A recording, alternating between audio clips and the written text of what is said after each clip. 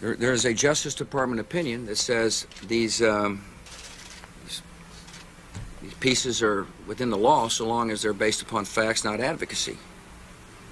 And I expect our agencies to adhere to that ruling, to that Justice Department opinion.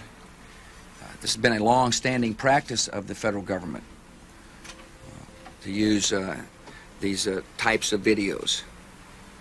The Agricultural Department, as I understand, has been using these videos for a long period of time.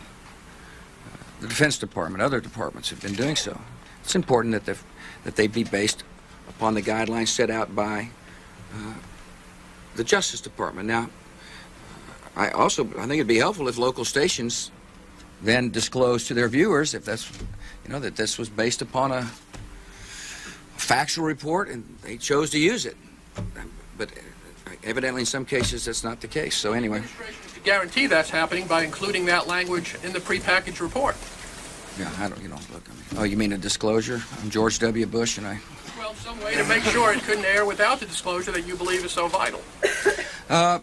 Ken, I mean, there's a procedure that we're going to follow, and the local stations ought to, if there's a deep concern about that, ought to tell their viewers what they're watching. This report I received today is a monumental document in more ways than one.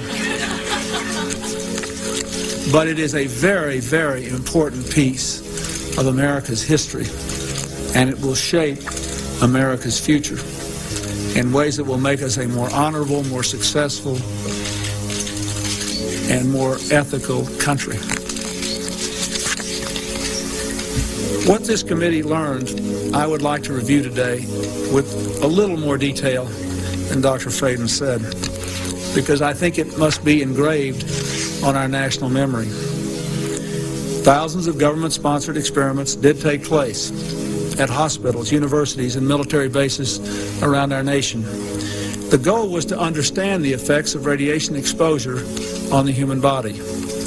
While most of the tests were ethical by any standards, some were unethical, not only by today's standards, but by the standards of the time in which they were conducted.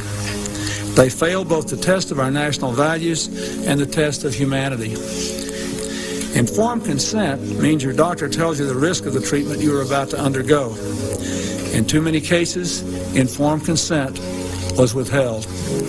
Americans were kept in the dark about the effects of what was being done to them. The deception extended beyond the test subjects themselves to encompass their families and the American people as a whole.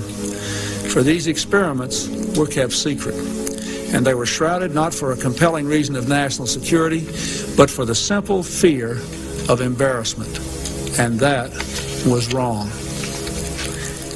So today, on behalf of another generation of American leaders and another generation of American citizens, the United States of America offers a sincere apology to those of our citizens who were subjected to these experiments, to their families, and to their communities. When the government does wrong, we have a moral responsibility to admit it. Also be alert to the equal and opposite danger that public policy could itself become the captive of a scientific, technological elite. Why, 35 years ago, fly the Atlantic?